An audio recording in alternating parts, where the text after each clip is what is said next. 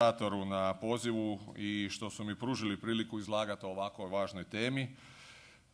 Nisam često imao priliku izlagati pred ovakvom publikom, a i kad sam imao, obično je s desne strane bio tužitelj, s lijeve strane je bila obrana, a ovi koji su sjedili u prvom redu su imali nekakve drugačije uloge, a ne ovi koji imaju danas.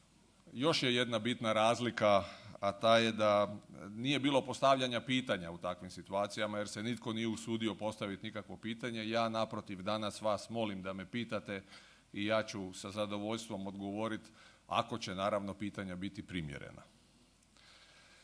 Odnosno odgovor, ako bi bio neprimjeren, onda svako pitanje je primjereno, samo je pitanje kakav je odgovor. Današnja tema koja se tiče medija i korupcije je doista značajna. Taj značaj poznat je ovome jednom tijelu koje je spomenuo i kolega Dubravica, a to je jedno neovisno tijelo Vijeća Europe koje se sastoji isključivo od stručnjaka, a ne od političara. To je GRECO, dakle Grupa zemalja za borbu protiv korupcije, i ja ću naravno vam malo dosađivati i reći ću vam par riječi o tom tijelu, jer ja i po našim pravilima o postupku GRECA moram voditi računa prvenstveno kada izlažem o interesima GRECA, a ne o interesima pojedine države. Jer ja sad predstavljam svih 49 država koliko GRECO ima članica, uključujući i Sjedinjene Američke Države. GRECO je krenuo 1999. sa 17 država.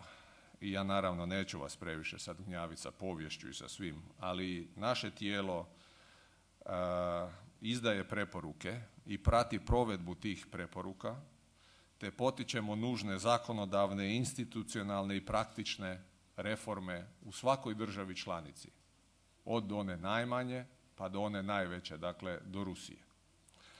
Kada govorimo o djelotvornosti medija u borbi protiv korupcije, tada moramo voditi računa o 3 odredbe koje se odnose na protukorupcijske instrumente Vijeća Europe.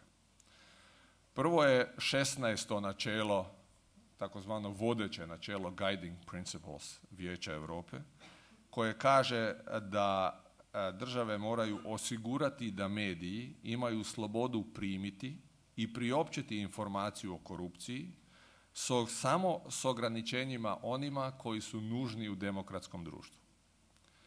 Druga je odredba članka 22 kazneno-pravne konvencije o sprječavanju korupcije, koja kaže da države trebaju omogućiti učinkovitu i primjerenu zaštitu onih koji izvješćuju, odnosno prijavljuju korupciju. To je ono što se obično nazivaju zviždači. Tu ulaze i oni. Doduše treba naglasiti da je GRECO u svojim ocjenjivačkim krugovima obrađivao, odnosno nadgledao, samo ovu prvu odredbu. Ali smo provjeravali usklađenost sa 3. odredbom koju ovdje želim naglasiti, a to je ovo 9. načelo, koje traži transparentnost u javnoj upravi. Nekoliko država dobilo je preporuke kojima se traži uspostava odgovarajućih pravila, osobito u odnosu na pristup službenim dokumentima, dakle svim službenim dokumentima.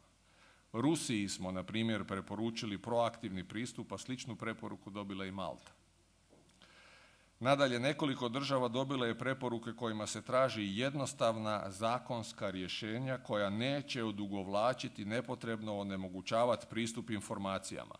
To vam zvuči poznato, jel da? Takve preporuke dobili su recimo Ukrajina i Španjolska. Neke države dobile su preporuke u odnosu na zaštitu zviždača, kao recimo Hrvatska. Inače, samo mala digresija, Hrvatska je od GRECA ukupno dobila 38 preporuka, 4 su ostale djelomično provedene. I to sad u ovom 3. krugu i odnose se na tehničke izmjene Kaznenog zakona.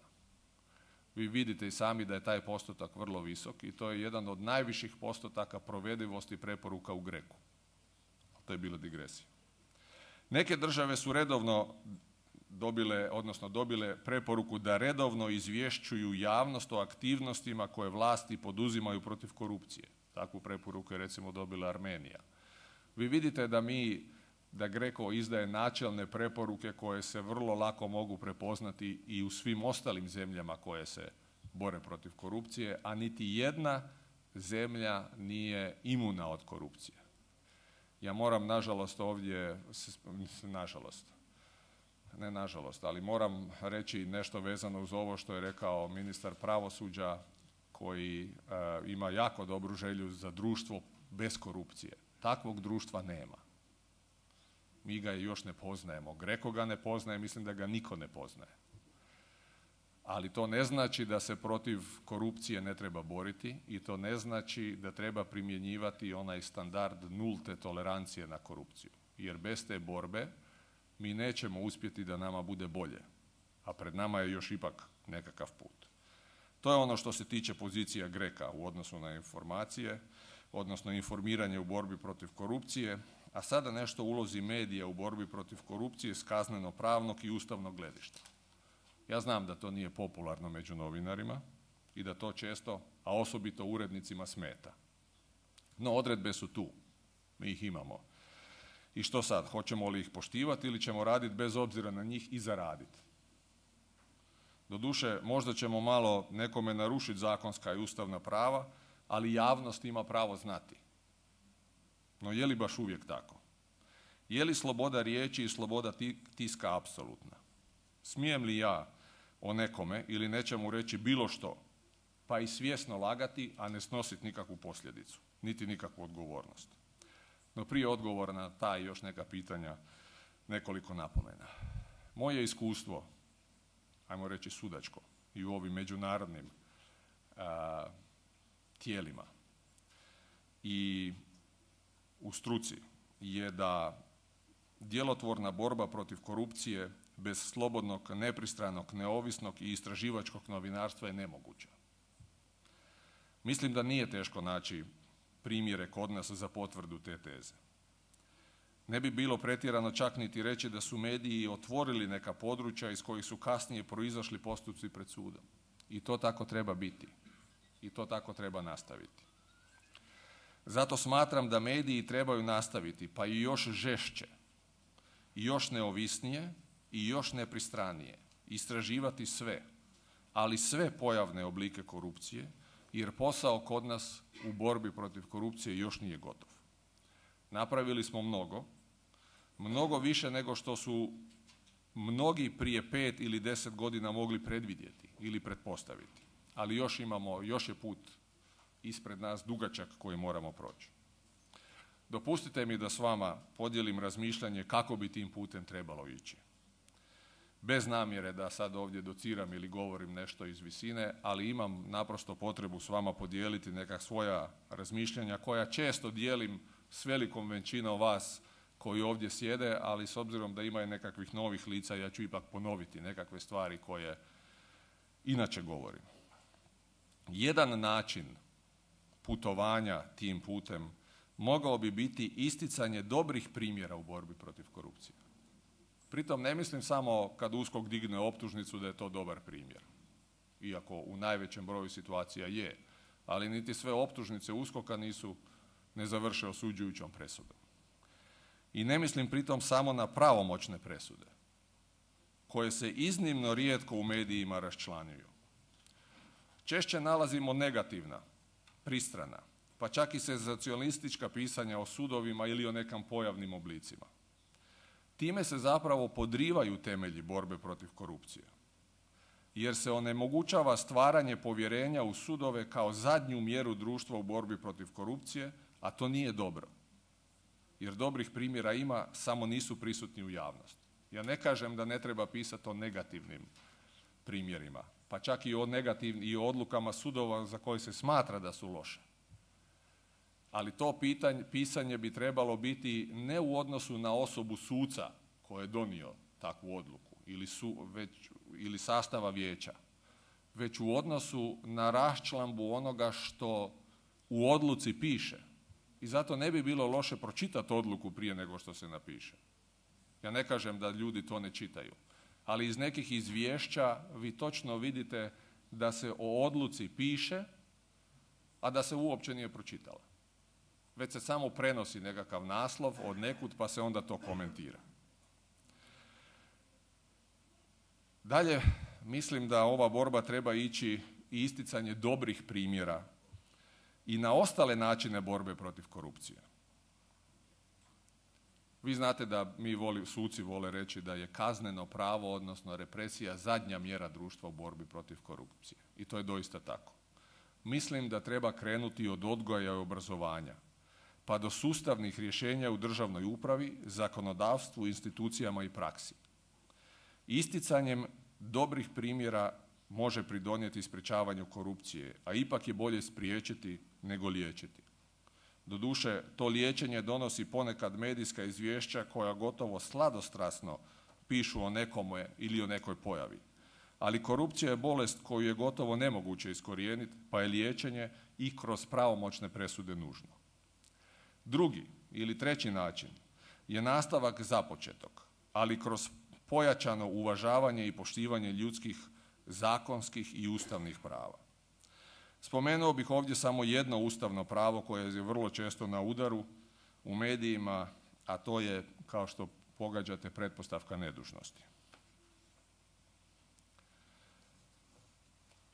Neki dan je izašao naslov korumpirani suci uhvaćeni na djelu i optuženi korumpirani suci. Radi se o rukometnim sucima, da ne bi bilo zabune. Ne govorimo o mojoj profesiji, nego o drugoj profesiji. Sad, taj naslov je naravno mogao glasiti optuženi korumpirani novinari. To su, znate, oni koji primaju novac da objave nešto o nekome, a što možda i nije sasvim istinito. Takvih naslova, doduše, ja nisam vidio u novinama,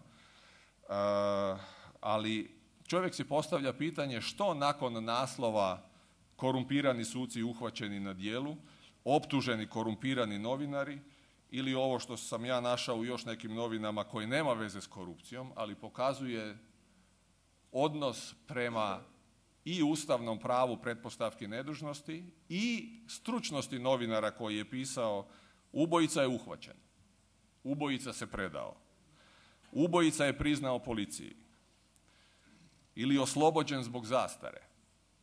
Ili danas sam čuo ujutro da je sudac Pavleković proglasio krivim jednog okrivljenika i da ga je smjestio u psihijatrijsku ustanovu jer je opasan po okolinu.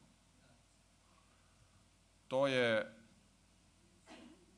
kao da nekog pitate volite li više kremšnite ili meso. Jedno i drugo je hrana, ali nema veze jedno s drugim jer je jedno desert, a drugo je, ne znam jel treba objašnjavati, da neubrojiv počinitelj ne može biti kriv i ne može ga se proglasiti krivim. Sad, to naravno ostavlja loš utisak, ali svega kod par tisuća ljudi koji znaju o čemu se radi. Ja znam da mediji pokrivaju mnogo više, ali možda ne bi bilo loše voditi računa o takvom jednom izvješćivanju i o poštivanju, ajmo reći, pretpostavke nedužnosti. Mislim da nije u redu nekoga okvalificirati da je korumpiran, a da još nema pravomoćne sudske odluke. Ja znam da ćete vi sad, odnosno većina od vas će reći, ali sve je jasno. Ali mi kad bi objavili pravomoćnu presudu, to bi bilo daleko iznad vremena. Ali drugi će objaviti, a ja neću, pa će mene urednik onda napast. To sve, ja to razumijem. Ali ja znam i vjerujem da i vi razumijete da pretpostavka nedužnosti vrijedi za sve. Pa čak i za onog najokorjelijeg koji se kasnije dokaže da je kriminalac. I zašto ona postoji? Ne postoji ona zbog zaštite njih samo. Postoji zbog zaštite nas. Mi ćemo se nekad možda naći u takvoj situaciji. O nama će ili o vama će možda netko napisati nešto tako, a što će se kasnije pokazati da je netočno, da je laž.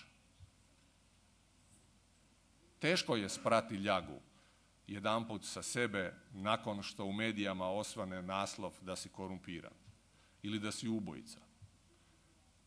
To je vrlo teško.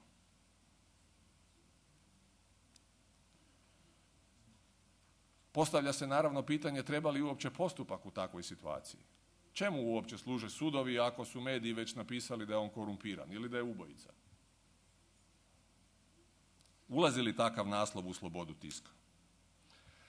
Sloboda tiska, po meni, ja sam možda u krivu, ali ne znači nekažnjeno, istovremeno i dozvolu za kršenje ustavnih prava ili dozvolu za namjerno laganje. To bi bilo kao da dozvola za nošenje oružja znači slobodu ubijanja. To naravno nije tako. Sloboda namjernog laganja je zapravo sloboda nekažnjenog ubijanja nečije časti ili ugleda. Vi znate da je bilo dosta natpisa i dosta je novinarsko društvo bilo pogođeno time izmjenama novog kaznenog zakona jer su kazne značajno pooštrene.